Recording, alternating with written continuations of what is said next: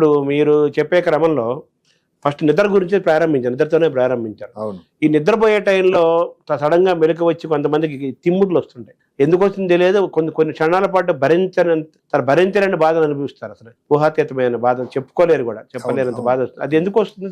అది muscle cramps అంటామండి. దాని మీద కొన్నాళ్ళ క్రితం ఇక్కడే ఒక వీడియో చేశాను నేను. కొన్ని లక్షల మంది చూశారు. అంటే అది చూసిన తర్వాత నాకు అనిపించింది, ఇంతమంది ఇబ్బందితో బాధపడుతున్నారా? దాన్ని ఏమంటారు సార్ యాక్చువల్ మీ మజిల్ క్రాంప్స్ అంటాం. అంటే తెలుగులో క్రాంప్ అంటే కండరాల్లో తిమ్మిర్లు. కాలు దగ్గర అవుతుంది, కాళ్ళకు ఈ భాగం వస్తుంది. కాళ్ళలో ఈ వెనక భాగాన్ని కాఫ్ అంటాం. ఆ భాగం అక్కడ ఉండే కండరాల్లోనే వస్తుంది. పడుకున్నప్పుడే రాత్రి వస్తుంది. అంటే వచ్చిందంటే ఒకసారి విపరీతం, ఈ ప్రమాదం లేదు కానీ చాలా ఇబ్బంది.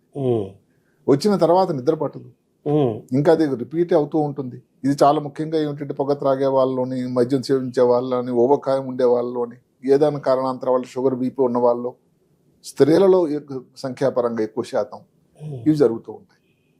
దానికి కొన్ని విధానాలు, దానికి పద్ధతులు ఉన్నాయి. కొన్ని పరీక్షలు చేసి దానికోసం వైద్యం చేసినట్టయితే తగ్గడానికి అవకాశం ఉంటుంది. ఊబకాయం ఉన్న వాళ్ళ మటుకు బరువు తగ్గాలి. ఏదైనా కొన్ని రకాల మందులు తీసుకునే వాళ్ళైతే ఆ మందులు విడిచిపెట్టాలేమో. లేకపోతే ఇప్పుడు డయాబెటీస్ ఉందనుకోండి, డయాబెటీస్ వల్ల ఏం జరుగుతుంది, కాళ్ళలో ఉండే రక్తనాళాల్లో కూడా రక్త ప్రసరణ నెమ్మది అయిపోతుంది. అంటే దాన్ని థ్రాంబోసిస్ లాగా అంటాం, ఎథెరోస్క్లెరోసిస్. దానివల్ల కూడా ప్రాబ్లం ఉంటుంది. దానికోసం కూడా వైద్యం ఏదైనా చేయాల్సి ఉంటుంది. డయాబెటీస్ ఉన్న వాళ్ళలో కూడా ఇది చాలా కామన్. కాబట్టి దానికి కొన్ని పరీక్షలు ఉంటాయి. ఎలక్ట్రోలైట్స్ అని ఎలా ఉన్నాయా, సోడియం అని, పొటాషియము, కాల్షియము, మెగ్నీషియం.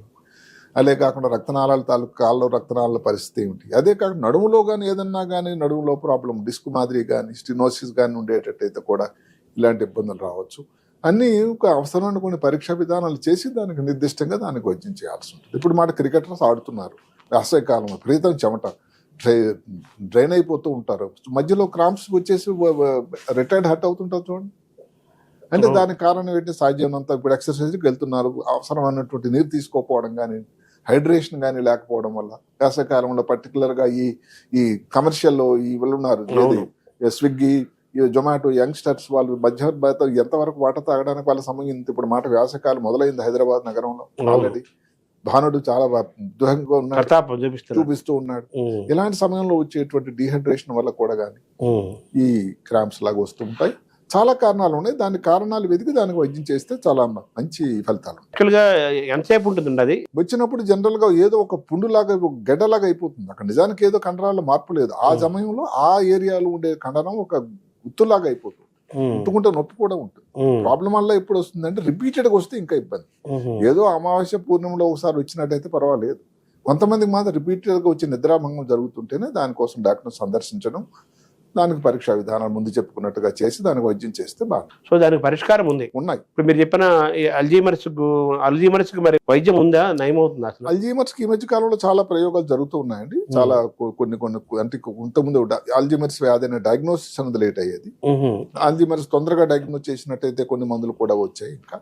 ఇంకా 100% ఇప్పుడు ఏదో టైఫాయిడ్కి, మలేరియాకి, టీబీకి వచ్చిన మందుల మాదిరి కాకపోయినా మంచి ఫలితాలు వస్తూ ఉన్నాయి. ఆ దిశలో చాలా మంచి ఫలితాలు వచ్చేటువంటి అవకాశం కూడా ఉన్నది. పార్కిన్సన్ కి అయితే ముందు నుంచి వైద్యం ఉన్నది. మందుల మాటకి ఎల్డోపా అని, సిండోపా అని, లేకపోతే సెలిజిలని ఉన్నాయి. చాలా మంచి మందులు ఉన్నాయి. అది కూడా ముందు ఎప్పుడు కూడా బెటర్ లేట్ దాన్ ఎవర్ లాగా ఎంత తొందరగా మనం దానిని మనం గుర్తించగలిగితే ఆ విధి విధానాలు దాన్ని బట్టి మారుతూ ఉంటాయి. దానివల్ల ట్రీట్మెంట్ కూడా మారుతూ ఉంటుంది. ఈ మధ్య కాలంలో ఏదైతే ఈ పార్కిన్సన్ వ్యాధికి ఆఖరిలో లాస్ట్ ఇంకా అన్యదా శరణము నాస్తి ఒక రవాణా శస్త్రచికిత్స కూడా, చికిత్సా విధానం కూడా ఉంది. ఇప్పుడు మీరు ఈ బ్రెయిన్ స్ట్రోక్స్, బ్రెయిన్ హెమరేజెస్, తర్వాత యాక్సిడెంట్స్ రూపంలో కానీ, స్ట్రెస్ వల్ల కానీ, ఊబకాయ వల్ల కానీ, రకరకాల కారణాల వల్ల బ్రెయిన్ స్ట్రోక్స్ వస్తున్నాయి, బ్లాక్స్ అవుతున్నాయి అంటున్నారు. మీరు దానికి చికిత్స ఇస్తున్నారు కదా, వాటి యొక్క సక్సెస్ రేట్ ఎలా ఉంటుంది? After surgery, after treatment power of brain ఎలా పనిచేస్తుంది, ఎంతవరకు పనిచేస్తుంది? ఇది సక్సెస్ రేట్ అన్నది ముఖ్యమైన విషయం. అందరూ గమనించాల్సింది అంటే దేని మీద ఆధారపడుతుందంటే, మనం ఏదైతే శస్త్రచికిత్స చేసే ముందు వ్యక్తి ఉన్న పరిస్థితి ఏంటి, ఎంత లేటుగా హాస్పిటల్స్ వచ్చారు, ఎంత లేటుగా డాక్టర్ గారిని సందర్శించారు, కన్సల్టేట్ చేశారు అన్నదాన్ని. ఇప్పుడు యాక్సిడెంట్ అయిందండి, ఎక్కడో ఒక పెరిఫెరీలో అయింది, అక్కడ రూరల్ ప్రాంతంలో అయింది. ఇప్పుడైతే ప్రతి దగ్గర కూడా న్యూరో సర్జన్లు వచ్చారు. సంతోషమైన పరిణామం. ఎందుకంటే ఇప్పుడు ఖమ్మంలో ఉన్నారు, లేకపోతే వరంగల్లో ఉన్నారు, లేకపోతే మీ కరీంనగర్లో ఉన్నారు. ఒక 15 సంవత్సరాలు 20 సంవత్సరాల క్రితం అక్కడి నుంచి రావాల్సిందేగా హైదరాబాద్ నగరానికి. అక్కడ నుంచి వచ్చేటప్పటికి ఎన్ని గంటల సేపు ప్రయాణం, వారికి అంబులెన్స్ ఎంత తొందరగా దొరుకుతుంది, ఈ మధ్య జరిగే దాన్నే యాక్సిడెంట్లో రెండో మాట ఉంది. ఫస్ట్ యాక్సిడెంట్ అనేది ఏదో కారణాంతరం వల్ల జరిగింది. ఇంకొక మాట ఏమిటంటే సెకండ్ యాక్సిడెంట్. అంటే యాక్సిడెంట్ జరిగిన తర్వాత డాక్టర్ గారు సరైన వైద్యం అందజేసే దానికి మధ్యన ఉండే సమయం ఏదైతే ఉందో దానిలో జరిగేటువంటి ప్రమాదం, దానిని సెకండ్ యాక్సిడెంట్ అంటారు. సో ఇప్పుడు వైద్య విధానం అంతా కూడా ఏమిటంటే ఈ సెకండ్ యాక్సిడెంట్ని రాకుండా చేయడానికి. ఫస్ట్ యాక్సిడెంట్ సరే జరిగింది, సెకండ్ యాక్సిడెంట్ రాకుండా జరగదు. ఉదాహరణకు అన్నిటికంటే ముఖ్యమైనది ఏమిటి, మెదడులో తలకు దెబ్బ గాయం అయినప్పుడు అన్నిటికంటే శ్వాస తీసుకోవడం, గాలి తీసుకోవడం, ఎయిర్వే అంటాం. అంటే దానిని ఇప్పుడు ప్రతి ఊర్లో కూడా ఎనస్థీషియా డాక్టర్లు ఉన్నారు. ప్రతి చిన్న ఈ హెడ్ క్వార్టర్ తాలూకాలో కూడా ఎనస్థీషియా ఉన్నారు. ఫస్ట్ అక్కడి నుంచి పేషెంట్ పంపించేటప్పుడు ఒకవేళ అక్కడ న్యూరోస్థితి చేయడానికి సౌకర్యం లేకపోవచ్చు, కానీ గాలి తీసుకునేటువంటి ట్యూబ్ ఏదైతే ఉందో గొంతుకులో వేసి శ్వాస తీసుకోవడం సరైన క్రమంలో ఉంటే హైదరాబాద్ నగరం చేరుకునే వరకు కూడా ఒక 50% ఇబ్బంది అన్నది మీరు తగ్గించిన వాళ్ళు అవుతూ ఉంటారు. ఇది సెకండ్ యాక్సిడెంట్ రాకుండా ఉంటుంది. అంటే వాళ్ళ ప్రమాదం నుంచి తగ్గుతుంది. ప్రమాదం ఉన్నది, బ్రెయిన్లో మళ్ళీ ఆపరేషన్ చేయాలంటే ఇదంతా ఉంటుంది. కానీ అదే బ్రెయిన్ ఆపరేషన్ చేసేసరికి కంటికి 2 పాపలు ఉంటాయండి, కంటి పాపలు అంటాం. కంటిలో లైట్ వేస్తే ఇలా చిన్నగా అవుతాయి. అంటే కంటి పాపలు మెదడు లోపల దానికి విండోస్ అని మేము అంటాం, ప్యూపిల్స్ అంటాం. ఇప్పుడు కంటి పాపలు 2 పెద్దవైపోయాయి. శాస్త్రం ఏం చెప్తుందండి, ఒక కంటి పాప పెద్దది అయిపోతే ఏ కారణాంతరం వల్ల 50% ప్రాణానికి రిస్క్. 2 కంటి పాపలు పెద్దవైపోతాయి. మరి అలా పాతకాలంలో పేషెంట్ ఇక్కడికి వచ్చేసరికి 2 కంటి పాపలు కూడా పెద్దవైపోయే ప్రమాదం అనేటువంటి పరిస్థితి. సో దానికోసం కూడా అలాంటి రాకుండా ముందు జాగ్రత్తలు ఇవన్నీ ఇప్పుడు మనం. సో బ్రెయిన్ కి కంటికి లింక్ ఉందంటారా? అంటే మరి కంటి తాలూకు ఏమిటి, అసలు మామూలుగా జోక్ ఏమిటంటే బ్రెయిన్ కి నిర్దేశించినప్పుడు మన బ్రెయిన్ తో చూస్తామట, కంటి నుంచి కాదట. అంటే బ్రెయిన్ లోపల కదండి కంటి తాలూకు కేంద్రం. ఆ కేంద్రం నుంచి ఒక వ్యవస్థ అమర్చాడు ఆయన కంటికి. అంటే ఉండేది ఇక్కడ ఆక్సిపిటల్ లోబ్, అక్కడ నుంచి వ్యవస్థ వచ్చి కంటి నరాలు ఏదైతే 2వ నంబర్ నరం ఆప్టిక్ నరం అని ఉంటుందో అక్కడికి వస్తుంది.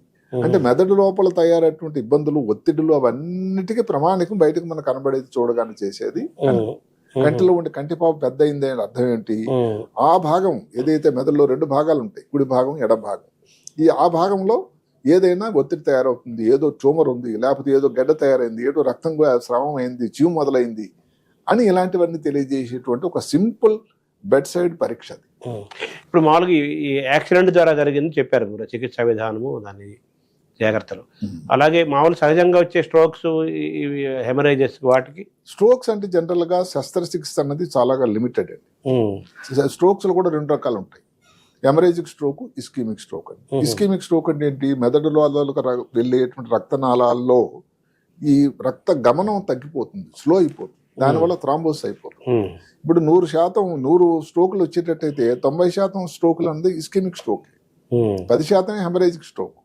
హెమరేజిక్ స్ట్రోక్ అంటే ఏంటండి, హెమరేజిక్ స్ట్రోక్ అంటే రక్తనాళం పగిలి మెదడు లోపల రక్తస్రావం తయారవడం, వాటిల్లో ఇంకా ప్రమాదం అయింది. దేనికి కూడా సర్జరీ అనేది మొదటి ఆలోచన కాదు. కొన్ని ప్రమాదకరమైన పరిస్థితుల్లో ఇంకా మరి ఆ పేషెంట్ని బతికించాలి, ఏదో ఒకలాగా ప్రయత్నం చేయాలి అన్నట్టయితే దాని తాలూకా కొన్ని శస్త్రచికిత్సలు అందుబాటులోకి ఉన్నాయి. అయినా కానీ ఇక్కడ అందరూ గమనించాల్సింది ఏంటంటే, స్ట్రోక్ వచ్చినప్పుడు మెదడులో ఆ ప్రాంతం తాలూకా రక్తం సప్లై డ్యామేజ్ అయిపోయింది.